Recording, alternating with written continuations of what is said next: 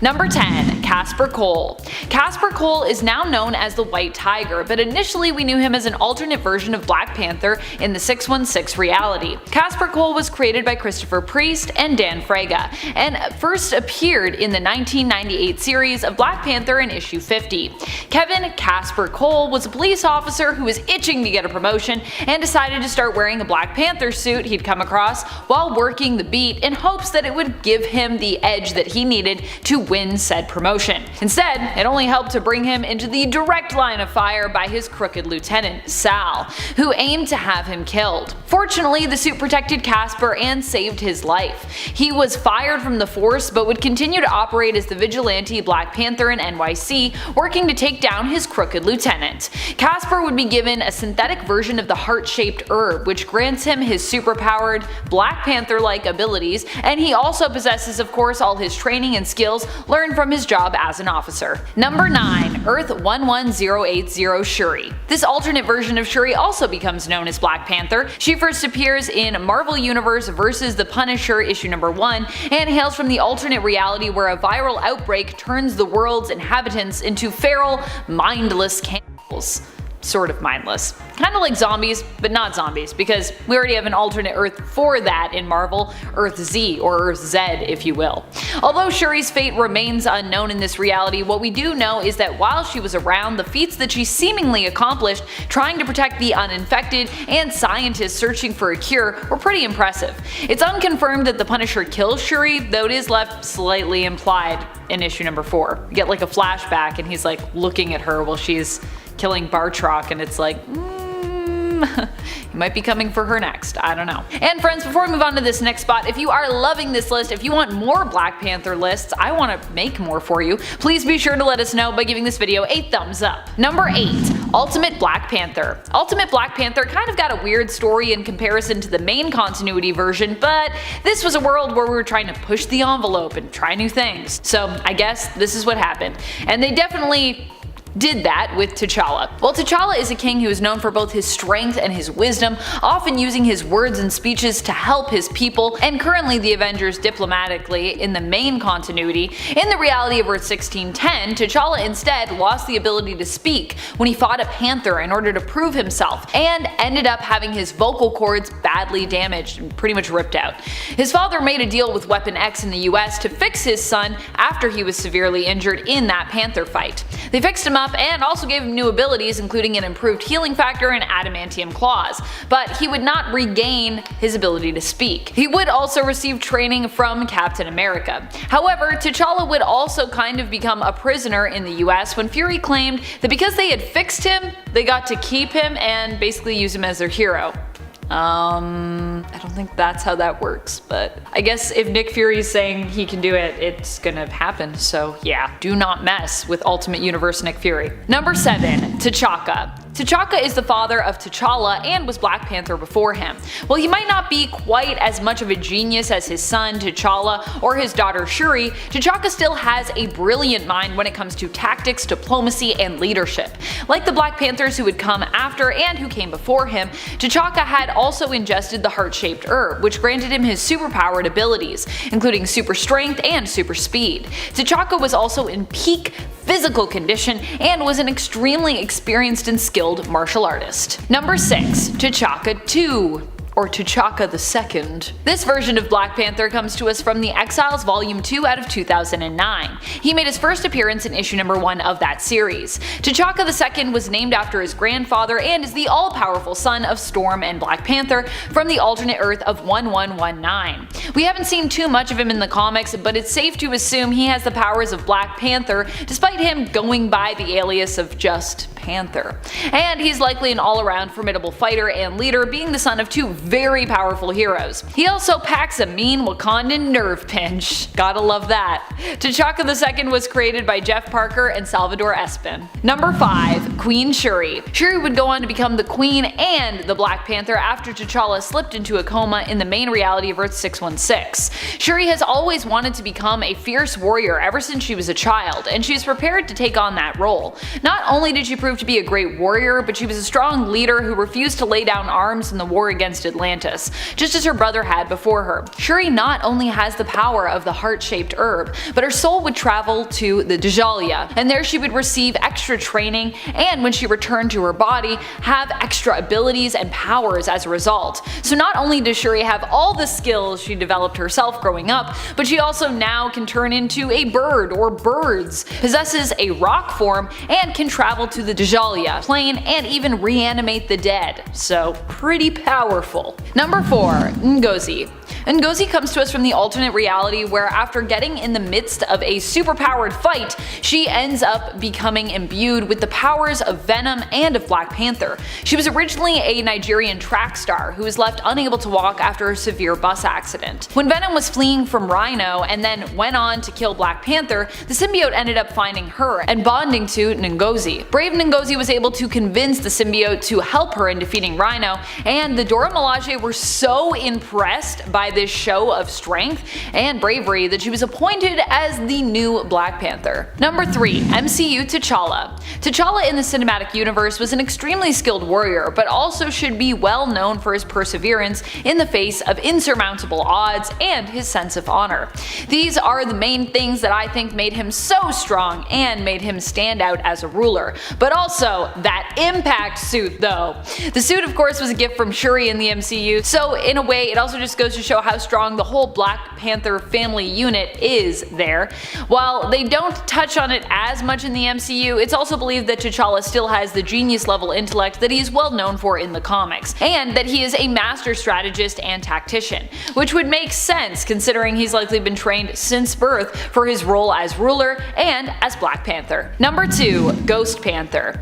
This alternate version of Black Panther comes to us from the Warp World reality. As with all the creations on Warp World, he is a combination of two souls, two characters, Ghost Rider and Black Panther. Warp World was created when Gamora used the power of the Infinity Stones to fold the universe in half, merging together everything within it, so we got these sweet combination characters. I love it. T'Challa here possesses the powers of both of these heroes. He was a Wakandan prince who was exiled for his arrogance, and ended up becoming a motorcycle stuntman, taking up the show name Johnny Blaze. When an accident left him close to death, he was made an offer by Zarathos, great power in exchange for becoming her servant. T'Challa refused, but would later accept Zarathos' offer under different circumstances after learning his father had been murdered. Number 1. Killmonger. While T'Challa is an amazing ruler, has a brilliant mind, and is an impressive, unstoppable fighting force, Eric Killmonger from the comics has received a lot of power-ups over the last few years that would probably put him above MCU T'Challa, I would say. Eric has ingested the heart-shaped herb and lived to tell the tale despite not being of the Royal Panther tribe bloodline and basically being put into a coma because of that. He's also gone to outer space, ruled the intergalactic empire of Wakanda as Emperor Killmonger, been resurrected, and been given even more strength, and also is bonded with a symbiote of Clintar. He is the definition of an overpowered villain. Kicking off the list at number 10. Ghost Spider. Coming from Earth 11638, aka the perfect world. Okay. This Peter Parker has a much brighter beginning, meaning Uncle Ben never actually passed away and gave the whole great responsibility speech. Instead, he encourages Peter to become a stronger Spider-Man, which sounds good on paper. It sounds like the ideal world. But does he recommend protein shakes and proper exercise and nutrition? No. See, Uncle Ben pushes Peter to abduct Spider-Man from other worlds and then absorb their life force via this portal that Parker Technologies created. So he's a bit of a dick, this Uncle Ben. He's not really the nicest guy. Maybe he's fine, I don't know. This whole system seems a little bit whack. Now eventually Earth 616 Spider-Man shows up. They both hear about each other. It's interesting because Uncle Ben poisons our Peter and then he wakes up confused and they fight it out, and our Peter Parker comes out on top, luckily, with the perfect amazing spider getting his soul sucked into that machine. Now the perfect Spider-Man spirit was then trapped in the underworld like hell, and then from here it only gets more strange. Well, rather it gets more Banner. See, Banner was the current Sorcerer Supreme at this time, so he ended up freeing Peter in his astral form, but then Peter absorbed all those spirits of the damned while he was down there, so when he came back up, this perfect spider was now Ghost Spider. Number 9. Old Man Spider. Ezekiel Sims from Earth 4, aka Old Man Spider, took over the web-slinging spot after Peter Parker lost his life to Morlun. Now, Ezekiel first appeared in Edge of Spider-Verse issue 5. He was actually recruited by Spider UK, who I'll talk about about a little bit later, to go against Morlun and the Inheritors. Now, Ezekiel rescued Ben Reilly and Kane from the Inheritors, which is awesome, and then a bunch of other spider beings were then recruited, but Deimos tracked them down and snapped the Spider-Man's neck. He caught him off guard. Brutal. And in his last words, he revealed his true self and told Peter to protect Silk, aka the bride. All that matters. What a beautiful last sentence. We love impactful last words here at Top 10 Nerd. It's the best. And you know what else we like? We like when you like our videos. Literally, go and give this video a thumbs up and it will do wonders for our channel. We're trying our best, so you know, all we ask is for a little click. Maybe subscribe, maybe like, maybe notifications if you're feeling good. I don't know. Let's get back to the list. Number 8, Spider UK. Here he is, Billy Braddock himself. I told you I'd talk about him. He began his life as Captain Britain, actually, before he was webbing people up. So he's actually rocking both teams. He's a busy guy. He's on the Captain Britain team and then the Spider Army. He made his first appearance in Edge of Spider-Verse issue 2 over on Earth 833. Now, this Spider-Man is one of my favorite versions. His arc is so fun. He can hop between dimensions whenever he chooses, and then after the defeat of the Inheritors, spoilers, he keeps an eye on Earth 3145, and then during the Spider-Geddon storyline, in issue 2, Spider UK dies in an explosion and is buried in England on Earth 803, the home of Lady Spider, who loved the idea of Spider UK being buried in the same cemetery as her parents because she loved him like a brother, of course. Brother zoned even after death. He's down there like, really? Okay. That's a good one. Number 7, Spider-Man. Literally, this gets a little gross. Now imagine if Spider-Man had more spider than man when he was bit. That's what happened to Patton Parnell when he first entered comics in Edge of Spider-Verse issue 4. See, Patton lived a pretty dark life. He lived with an abusive Uncle Ted. He would perform horrible experiments on animals, and he spied on his neighbor Sarah Jane. So it's not a healthy system that he's got going on here in any way, really. One day, Sarah Jane and Patton went to Alcorp Industries in hopes of freeing all these test animals, but that's when Patton saw this red radioactive spider. He was like, I want to touch it. And then he did, got bit, and then got kicked out. Now, overnight, he didn't get jacked. His vision didn't get better. He wasn't webbing up Dr. Peppers and lamps. When he got his abilities, he started eating everything. He ate a mouse, and then he ate a cat, and then when Uncle Ted walked in, he was like, what's up? Now, this version is, of course, extremely powerful, but he's also extremely dark. We love the balance. We love balance. Number 6, Spider Cyborg. Coming from Earth 2818, this version is a dark future Spider-Man. I mean, look at him, of course. There's some sort of future-ness going on here. He made his first debut in Superior Spider-Man issue 33. Now, it's Peter Parker if he got cybernetic additions. It's badass. That's basically all it is. His one eye can zoom in, go all tactical. The claws can certainly leave a mark. And one of the most remarkable features, his arm cannon, his sonic arm cannon, that's definitely a plus. Now, before Karn came to Earth 2818, our Superior Spider-Man warned him, and then when Kane finally did show up, Superior Spider-Man and some other webbed friends joined the battle. His left eye being a red lens is actually a nod to his appearance early on in the 90s in Spider-Man issue 21, titled Dealing Arms. Number 5, the Scarlet Spider. Ben Reilly first appeared in Amazing Spider-Man issue 149 as a clone. He was part of the whole clone thing that went on for way too long. But it wasn't until Spider-Man issue 5 that he was introduced to readers as the Scarlet Spider. Now, the Jackal created the clone using Peter's DNA, and he was made to fight Peter, of course. He's like, hey, if you can't beat him, just clone him. Now, the two were fighting it out in order to save Ned from a bomb, and then when the clone seemingly died, he was soon buried after. But the thing is, the Jackal injected him with something earlier so he could survive something like this. Of course. So for the next 5 years, he thought of himself as the useless clone that came back to life, then gave himself the name Ben Reilly. So depressed. Perhaps one of the better elements to come from the clone saga was Ben Reilly. One of the few things. Number 4, Spider-Man 2099. Ah yes, the not so near future. 2099 Spider-Man, aka Miguel O'Hara, is the current web slinger over there, and his outfit is one of the more memorable ones. His DNA was biologically mixed with a spider's DNA, so it's a little bit different than our spider bite scenario that we have. Now, he worked at Alchemex and was pressured by the company to test genetic coding, and after Mr. Sims didn't make one of those test runs, just went horrible, Miguel was then poisoned by Tyler Stone with a fatal drug named Rapture, so Miguel ended up relying on the drug so much that he couldn't quit his job. How brutal is that? It's like every McDonald's employee. It's like, hey, you want free nuggets? Sign in tomorrow. You're not going anywhere. So Miguel ended up relying on the drug so much that he tried to genetically fix himself and fix his body. Now, of course, this had a brighter turnout than expected, but Miguel inherited Spider-Man abilities plus telepathy. Must be nice. Number 3, the Spider. Earth 15 Spider-Man, simply referred to as the Spider, comes into comics during the Exile storyline issue 12. Now he was another Cletus Cassidy pretty much. I mean, he was a red-haired psycho who had no problem taking out innocent people, so when the Spider symbiote came along on this Earth, it merged with evil Peter, who was sentenced to not 1, not 2, but 67 life sentences from a jury.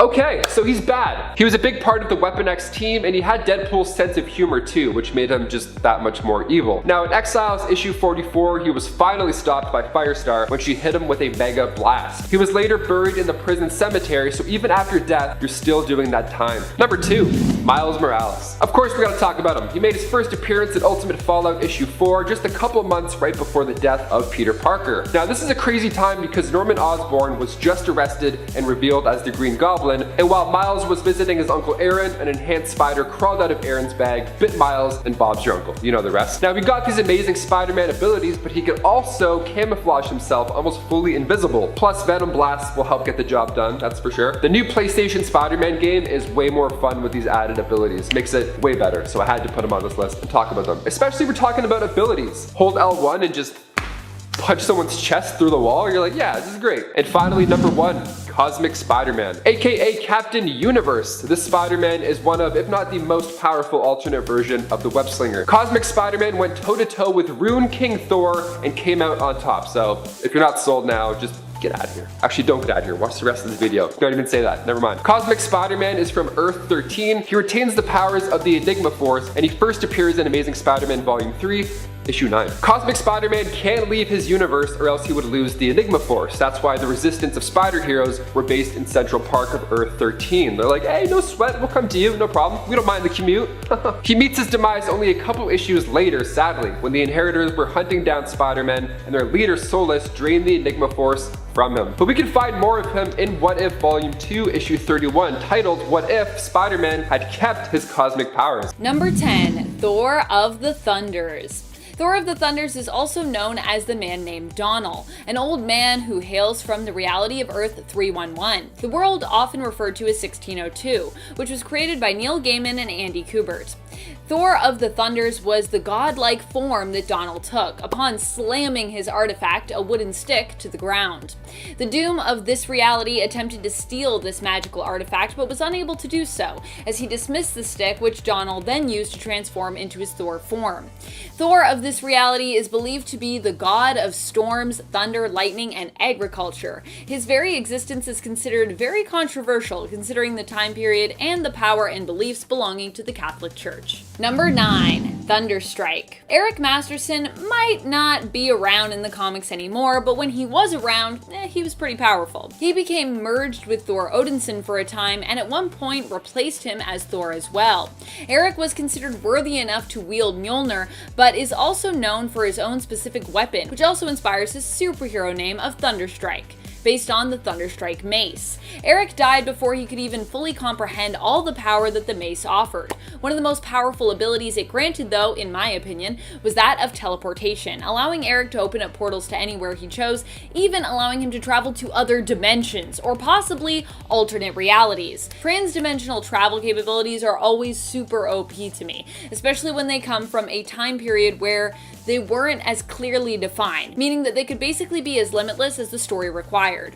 Them's the best time for crazy powers. The times when we didn't have to define anything. And friends, before we move on to this next spot, if you are loving this list and you want more like it, be sure to show us by giving this video a thumbs up. Number 8, Asgardian. Billy Kaplan as Wiccan is definitely ramping up to be one of the most powerful characters in the Marvel multiverse, but before he was known as such, he went by a different name and style. When he was just starting out as a hero, Billy was a member of the Young Avengers, and inspired by Thor, took up the mantle of Asgardian, styling himself as such. The name didn't end up sticking, and only lasted for a few issues before he decided to change it to Wiccan in issue 6 of Young Avengers, which more suited his magic-based power set. However, it is important to note that Asgardians are known for being tied to magics as well, so while Billy was just starting out and the name didn't last long, in a way his magics do kind kind of tie him to the Asgardians, who are also sometimes known for being mystical. They are mystical, cosmic, and mythological, but it depends on the story as to which aspect is more highlighted. Billy, as Asgardian in this Thor Styles, is really only being ranked so low for his lesser ties to Thor, but power level wise at this point, he's pretty off the charts. Number 7, Groot Thor. Groot Thor is one of my favorite alternates. He appeared as one of the members of the Thor Corps on Battleworld. Other than the reality of Battleworld, we don't really know exactly where he comes from. He could even perhaps be a combination of 2 alternate characters for all we know. Anything is possible on the patchwork world of God Emperor Doom's Battleworld. Groot Thor, however, possesses the combined powers of both Thor and Groot, presumably from Earth 616, which would make him pretty crazy powerful, as both of those heroes are capable of great feats. So combine their abilities and you get one strong and capable character. Groot Thor ended up joining up with Jane Foster, who is also Thor, in the rebellion against God Emperor Doom, whom the Thor Corps originally worked for. Instead of only saying "I am Groot," he instead only speaks the phrase "I am Thor," which makes me laugh. It's great. I love Groot. He's one of my favorites. Number 6, RUNE Thor. RUNE Thor is one of the alternate Thors who appeared on Battleworld as a member of the Thor Corps. His fellow Thor ended up turning against him after they realized that RUNE Thor had turned pretty evil and was killing all the alternate Jane Fosters and Donald Blakes that he could find. RUNE Thor proved powerful enough to beat and eventually kill, as a result of his injuries, an alternate version of Beta Ray Bill, also part of the Thor Corps, who was known as Stormbreaker Ray. RUNE Thor, however, would also be taken down in the end by another member of the Thor Corps who was investigating the case involving the missing persons. The Janes, the Donalds, the missing persons. Number 5, Ultimate Thor. Thunderer Thorleif, as he was known during his Battleworld days, was the one responsible for defeating RUNE Thor and killing him in the end. This version of Thor initially forgot who he was, and for a while in the Ultimate line, he was just a nurse by the name of Thorleif Goleman, who believed he was human. In the end, however, Thor would begin to remember Asgard, experiencing what others believed were delusions. Even readers thought he might actually be going insane, and we weren't really sure if he was really Thor or if it was all in his head, but later on it was revealed that he was in fact the real deal, the Norse god of thunder, and the real Thor in the Ultimate Universe of Earth 1610. Thor was established as one of the most powerful characters in the entire Ultimate Universe, and even when he doesn't have his innate powers, which would later be restored to him by Odin, he has his EDI biomechanical suit to back him up, which grants him abilities and attributes similar to his godlike ones. Number 4, Goddess of Thunder. Jane Foster has been known by many different heroic mantles. One, she is a doctor, which kind of makes her like an everyday hero. That's like an everyday hero mantle. And 2, she is currently a Valkyrie and was one of the last Valkyries besides, well, until the return of the Valkyries, which kind of semi-randomly happened during the King in Black event. But in between, Jane Foster was known as Thor, taking up the mantle after Thor Odinson was deemed unworthy during the original Sin event. In many ways, Jane was considered to rival Thor in power, and at times even bested him. She also took up the mantle despite having cancer in her human form, and despite the fact that transforming into Thor basically canceled out the effects of her chemo, meaning that her cancer was only getting worse and worse from her transformations. So even though it was killing her, she was like, I'm still gonna be Thor. And man, you gotta respect Jane for that. That's pretty crazy. Number 3, MCU Thor. The Thor of the Marvel Cinematic Universe became so powerful that he didn't even need to have a hammer to use his power. This is a Thor who realized the power was inside him all along in Ragnarok, and despite becoming bro Thor in Avengers Endgame due to, well, his depression surrounding losing Asgard and then being unable to defeat Thanos, still was immensely powerful throughout that film. In fact, the Russo brothers confirmed in a post on Reddit that Bro Thor was no weaker than he was previous to this state, and he remained super powerful, but he was just going through some stuff at that time. In Avengers Infinity War, Thor was able to restart the Forge at Nidavellir with the help of Rocket, doing the unthinkable and holding the iris that focuses the neutron star within the Forge open himself, which meant he himself was hit with the star's powerful energy. Thor held the iris open long enough to ensure the top of Stormbreaker at least was forged, which, when you think about it and you talk about it, it's kind of weird. But when it happened in the movie, you were like, oh, that's nice. Number 2, Beta Ray Bill. Beta Ray Bill deserves a lot of respect for just how powerful he is. So powerful, in fact, that even Odin was forced to recognize him after he bested Thor in combat. This happened back when Thor, being separated from his hammer, turned him back into Donald Blake. Remember those days? While he was separated from Mjolnir, Bill managed to get his hands on Blake's cane and summon Mjolnir's power for himself, being deemed worthy to wield it. This prompted Thor and Beta Ray Bill to battle over who should possess Mjolnir, and Beta Ray Bill was actually the victor of that fight. However, despite winning, and despite the fact that the fight was to the death, he decided to actually spare Thor's life. Odin decided to acknowledge his power, seeing how great of a warrior he was, and made him his own Asgardian weapon to wield moving forward, known as Stormbringer. Also, Scuttlebutt.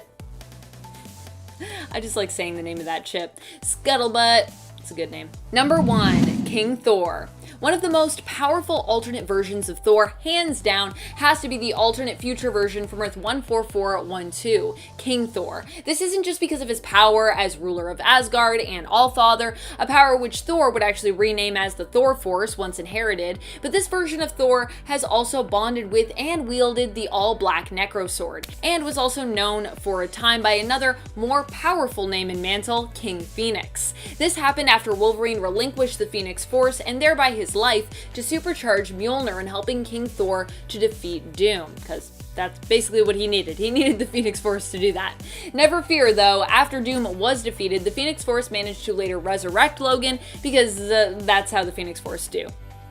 So even though Logan was like, I give up my life and my power for you, Thor, he still gotta come back after. Number 10, Simon Baz. Simon Baz is one of the newer Green Lanterns, though that feels a little bit weird to say now, as he was first introduced in 2012, and we've definitely had quite a few new ones pop up since then. Also, 2012 was almost 10 years ago, wow. Before he was a Green Lantern, he was an engineer turned street racer turned car thief due to the results of the financial crisis. Due to his Muslim origins, being a Lebanese American following the tragedy of 9/11, he had to deal with many people judging him and his family based on his background and how he looked. Because of this, when he was apprehended for attempting to steal a car, he was suspected of being involved in much larger schemes related to national security, and was therefore sent to Guantanamo Bay. Fortunately, it was at that time that he was chosen by his ring to become a Green Lantern. Even while dealing with a ring that was programmed by Sinestro and not really knowing what he was doing because he was super new at the time, he still managed to create constructs when he first came up against the Justice League following a misunderstanding. I think it's pretty impressive that he was even able to make constructs, because I feel like that would be a lot. Number 9, Jessica Cruz. I mean, Jessica has to be one of the most powerful Green Lanterns at this point, especially given, well, everything that she's been through. Jessica started off inheriting the power ring of Earth 3, which was in itself a story. It actually took control of her itself, forcing her to become its host against her own will. In the end, Batman helped her to regain control of herself by sharing with her his experience of finding strength in great moments of tragedy, where he himself had felt like a victim. Jessica would then train with Hal Jordan to gain a better sense of how to use her ring, but only briefly, as Hal was kinda soon after called to space. That was when Simon and Jessica were left alone together with a battery between them to share as they attempted to figure out how to best be superheroes and lanterns together. Hal basically forced them to become partners, and he was like, you two need to figure this out. Jessica also struggles with severe anxiety, which is one of the reasons Simon was kind of frustrated to be paired up with her, at least to begin with. And friends, before we move on to this next spot, if you are loving this list and you love space cops, Green Lanterns as much as I do, please be sure to let us know by giving this video a thumbs up. Also comment below, subscribe, hang out, check out some other videos, you know. Just chill with us for a bit. How are you doing? Put your feet up. Feel good. I don't know what I'm saying anymore. You know, just be cool and hang out with us. We like you. We like you. Stick around. Number 8. Alan Scott. A lot of comic fans may think of Alan Scott as being one of the weakest Green Lanterns because of, well, his weakness to wood, but don't let that fool you. Although his weakness to wood is pretty silly, Alan Scott is still an extremely powerful and unique Green Lantern. He was the first Green Lantern and has since had himself more separated from the general Space Cops Green Lantern Corps in terms of how he operates and how his powers work. I mean, initially when he was introduced with Earth 2, Alan Scott, he wasn't even really connected to the Green Lantern Corps. Because back then, we didn't have to do origin stories and really make everything make sense, but here we are now. Alan Scott's powers actually come from a magical entity that was once the prisoner of the Guardians of the Universe, known as the Starheart. At least if we're going with the New Earth story, which here, we're going with the New Earth story because I like it the best. The Starheart ended up on Earth and saved Alan's life. He wore the entity like a ring, which for many years was the source of his power, and adopted the mantle Green Lantern. Alan has also managed since then to merge with his own battery that he fashioned out of the Starheart. Basically, he fashioned a battery and a ring out of it. In merging with his battery, though, he became even more powerful as he became the power source for his own ring. Which is pretty cool. You gotta respect Alan Scott, that's what I think. Number 7, KILOWOG. KILOWOG is the main recruiter for the Green Lanterns and is also their head trainer. He pretty much trains all of the new recruits, and with good reason, as he's a very powerful and capable Green Lantern. KILOWOG is so powerful that back in the New Earth continuity, when his homeworld Bolivox Vic was first destroyed and he was on it, although his ring only instinctively protected him, he actually used his willpower and his ring to capture the billions of life energies of the citizens on his homeworld, storing them within his ring until he could find a new and safe world to release them on. Unfortunately, his homeworld and family would still later be destroyed by Sinestro even after he saved them, but it was still an impressive feat for him to have saved them all the first time around. But it's very sad that they all died anyways. That sucks. KILOWOG has a sad story, friends. It's sad. Number 6, Sinestro. Sinestro, before Hal Jordan showed up, was celebrated as the most powerful of all the Green Lanterns. That is, of course, until Hal exposed him as the villain he truly was. Despite the fact that Sinestro is now considered a villain and is the head of his own corps, the Yellow Lantern-based Sinestro Corps, he also deserves respect for just how crazy powerful he is and was as a Green Lantern. There is a reason that fellow Lanterns considered him to be the best. I mean, he even had to go back to being a Green Lantern for a time because he was so skilled and the Guardians needed him. Even though at that point he was already a leader of the Sinestro Corps and he was very happy as such.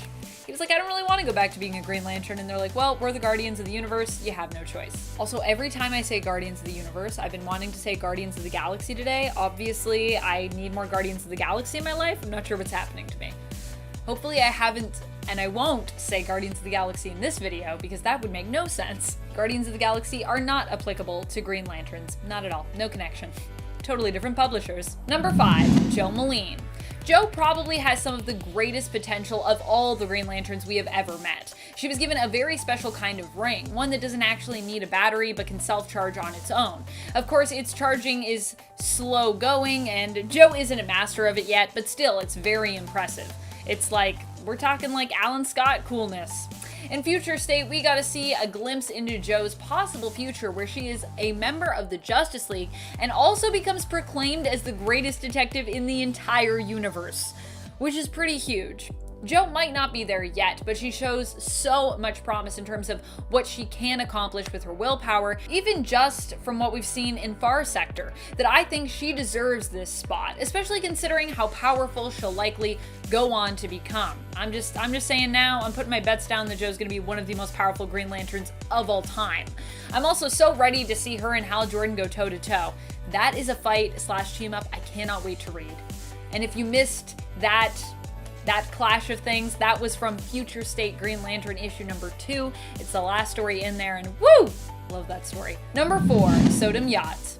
SODAM Yacht is a Daxamite, an alien race who is similar in terms of abilities, powers, and physiology to Superman's race, the Kryptonians. So basically, SODAM Yacht is like if Superman were a Green Lantern in terms of how much natural power he packs. Sodam Yacht was also given a rare opportunity to bond with Ion. Ion is the creature within the Green Lantern battery, similar to Parallax with its tie to the Yellow Lanterns, or Sinestro Corps, obviously, but not inherently evil like Parallax was, as Ion doesn't feed on fear.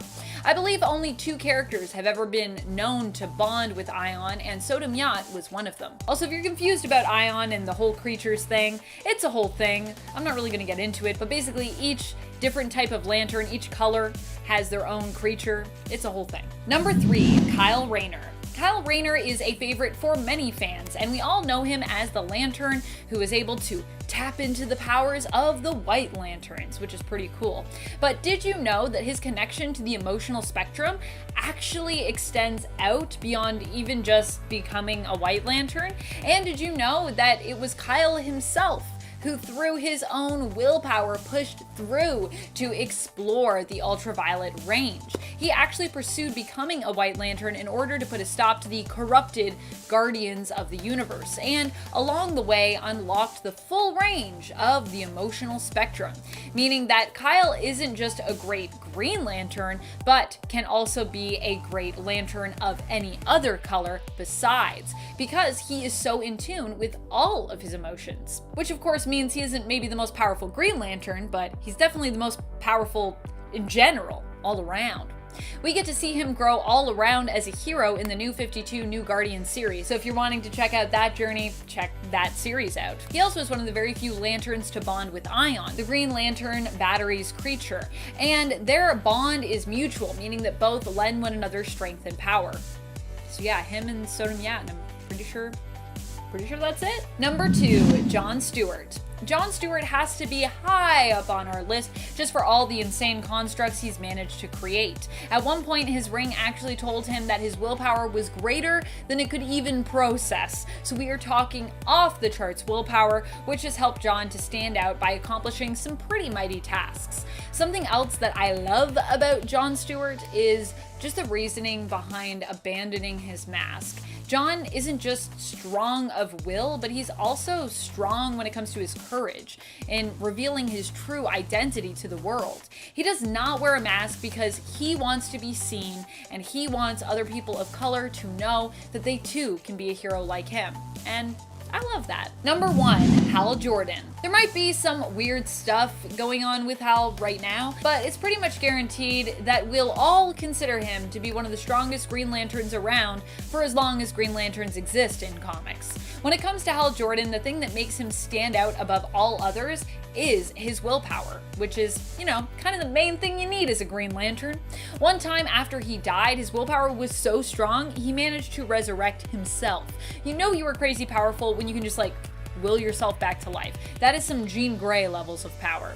And even though he was possessed by Parallax at the time, it was still Hal who was responsible for destroying the central battery on Oa and for killing the entire Corps, which is obviously awful. I'm not saying it's a good thing, but still, it's a really insane and kind of impressive feat, I think. That's crazy. Hal just was like, boom, you're all gone. Woo! Number 10, Carter Slade. The original Ghost Rider was actually referred to as the Phantom Rider. Carter Slade made his first comic book appearance in Ghost Rider 1 way back in 1967. Born in Ohio in the mid-19th century, Carter had aspirations to become a teacher, so he rode from Ohio to Montana. But during this commute, he was shot by guys dressed up as Native Americans. They were a bunch of white dudes, all of them canceled, immediately canceled. Comics are very dated now, so things like this happen and you're like, okay, let's just see where the story goes. A doctor named Flaming Star took Carter after that point and prayed, he chanted, he did everything he could to save his life. Now the secret ingredient was glowing dust from a shooting star that he had had from earlier and a special cape that he prepared. He saw the shooting star and knew that somebody important was going to come along. Okay, fair. Great call, Flaming Star. Also, great name. Carter's a pretty cool Ghost Rider. I mean, he carries with him these spirit guns, which are way more impressive than spirit fingers. Number 9, Johnny Blaze. Next on the list we have Johnny Blaze, another OG Ghost Rider. He made his first debut in Marvel Spotlight issue 5 in 1971, so 4 years after Carter Slade.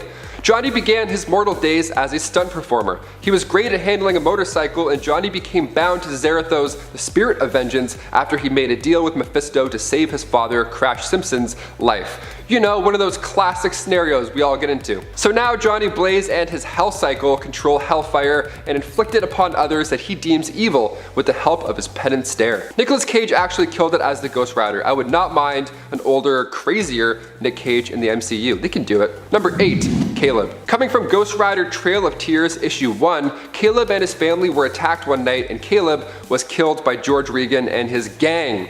Not a pleasant time at all, not a good origin. But then cut to 2 years later down the road, Caleb returns from the dead. Voila, how alarming. Brought back by some form of spirit of vengeance, in Trail of Tears issue 2, Caleb's friend Travis Parham returns and finds Caleb in his new ability to control corpses and travel through dimensions via Hellfire. So things have changed for them. The unlikely duo worked together tracking down other members of Regan's gang for, well, his death. They obviously wanted payback. Caleb is sick. He rides a flaming horse and he's got a chain. He's got bling, bonus points for some devil bling. Number 7, Robbie Reyes. Making his first appearance in all new Ghost Rider issue 1, Robbie was a young LA mechanic living in Hill Rock Heights. His area was full of gangs, so it wasn't exactly easy for him or his brother Gabriel. Now when Robbie heard of a street race offering the winner $50,000, he just had to compete. All that knowledge in cars, he's like, yo, I'm gonna smoke these fools. All that money too would get him and his brother out of there. So while he was winning, he was in first place during this race, he thought that cops were on his tail, so he booked it and eventually he hit a dead end. He got out to explain and whatnot and say, hey, sorry, I'm doing a race trying to win some money, but then he realized they weren't in fact officers, but it was already too late. They opened fire on Robbie and he unfortunately did not survive.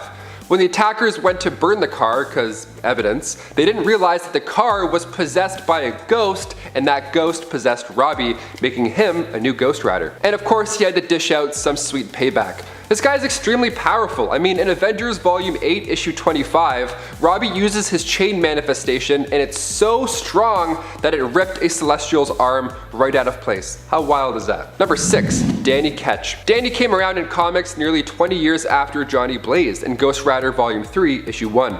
He was the son of Barton Blaze and Naomi Ketch. So when he was a teenager, Danny and his sister Barbara hit up a graveyard to get the real Halloween spooky vibe, let's do it, and also to take photos of Harry Houdini's grave.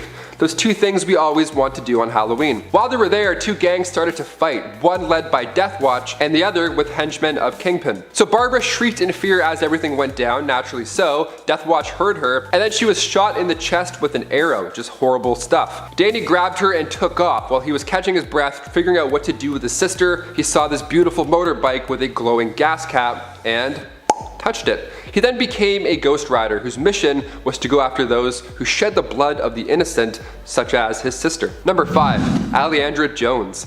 Entering Marvel Comics in Ghost Rider Volume 7, Alejandra was born and trained alongside other orphans in a temple with one specific goal in mind. Why, to simply become one of the next Ghost Riders. Easy peasy. So when Johnny Blaze was convinced to give up the Ghost Rider curse, the Seeker was then resurrected to pick the next Ghost Rider. That's when Alejandra got her big break. She was first sent to Ohio to fight Skadi, the Red Skull's daughter. She lost, but still, she jumped right into the action. It was happening for her. She was a very powerful Ghost Rider nonetheless, but her reign came to an end once Johnny realized that he goofed up and he got his status back. After that point, she was upset. She swore revenge on Johnny, of course, because I'd be upset too if I had that power and then all of a sudden it was taken away from me because some other guy learned a lesson. I'd be like, great, I'm glad you're good. Can I still have that? Number 4, Ghost Rider 2099. Kenshiro Cochran made his first appearance in Ghost Rider 2099, issue 1, back in 1994. He was a hacker who rolled with a gang called the Hotwire Martyrs, residing in Transverse City. This gang was so badass, one day they stole encrypted data after hacking a fiber optic trunk line. Just as intense as a heist, for sure, just as badass. So while this was happening, in comes another gang, even more intimidating, called the Artificial Kids. The kids with a Z, of course, to make it cool. All these cool, nerdy gangs. They actually killed everyone. It was indeed a massacre. It was very intense. No jokes this time. Kenshiro, street name Zero, decided to transfer the encrypted file to his girlfriend during this, and at the same time hack cyberspace to erase all his headwear implants. So Elon Musk's future is basically confirmed. We can look forward to that, nice. Then he wakes up in this new cyberspace called Ghostworks. Zero was sent back to the real world as their agent of change. The machines created a Cybertech 101 warbot, souped it up with nanotech weaponry, camo abilities, self-repair, and of course, a copy of Zero's personality downloaded into his neural net. Very futuristic, different version of Ghost Rider, but still counts. Number 3, Red Hulk Ghost Rider. In the Circle of 4 storyline, Captain America ordered General Ross to go after Venom, and while they went at it, Mephisto's kid, Blackheart, brought part of hell back up to Earth. Lovely. This all takes place in Venom Volume 2, Issue 12. And it's great timing because Red Hulk made an alliance with Venom, X-23, and Ghost Rider. They were all actually killed in this battle. And then in hell, Mephisto did his thing and then offered the heroes another chance, all that devil stuff. And then all they had to do on their part was take down Blackheart. They got the spirit of vengeance and planned to get it to Johnny Blaze so he could become Ghost Rider again. So the Red Hulk at one point had the symbiote and the spirit. How intimidating is that? Number 2, Frank Castle, aka the Rider, coming from the pages of Thanos Volume 2, Issue 13, the Thanos wins storyline. So the Punisher actually died a pretty random way. A piece of debris from a building fell on him, and then he ended up in hell. Okay, that's one way to go. He was pretty eager for revenge, so he signed up a few contracts with Mephisto, became the last Ghost Rider, and then headed back to the battle. Only the thing was, when he returned, the dust had already settled long before. Thanos was gone, the planet was empty, it was a wasteland. The new Ghost Rider was quite bored for many, many years. Even Mephisto stopped answering his calls, and then he started losing his mind. Galactus then eventually came along, and Ghost Rider offered the dead planet in exchange for another go at Thanos. So they traveled the cosmos together. How fun, little duo. They found Thanos, Thanos cut Galactus' head off and promised the Ghost Rider more evil than he could punish in 1,000 lifetimes, so Ghost Rider became his servant for a bit in the comics. Shaking hands with all the devils now, eh Frank? Okay. And finally, number 1, Ghost Spider. Coming from Earth 11638, aka the perfect world, this Peter Parker has a much brighter beginning. Meaning Uncle Ben actually never passed away and gave the whole great responsibility speech. Instead, he just continues to encourage Peter to become a stronger Spider-Man as he gets older. A little pressure, okay, how does that affect this Peter Parker long term though? Where's the butterfly effect difference in this universe with Uncle Ben being alive? Well, Uncle Ben pushes Peter to abduct Spider-Man from other worlds and absorb their life force via this portal that Parker Technologies proudly created. Now eventually our Earth 616 Spider-Man shows up, they fight it out, our Earth 616 Peter Parker comes out on top with the amazing Spider getting his soul sucked into the machine. The perfect Spider-Man spirit was then trapped in the underworld, and then from here it only gets more strange. Literally, Banner at this time was the current Sorcerer Supreme. So he freed that Peter in his astral form, but Peter absorbed all these spirits of the damned while he was down there. So when he came back, he was now Ghost Spider. What a series of horrible but also cool events.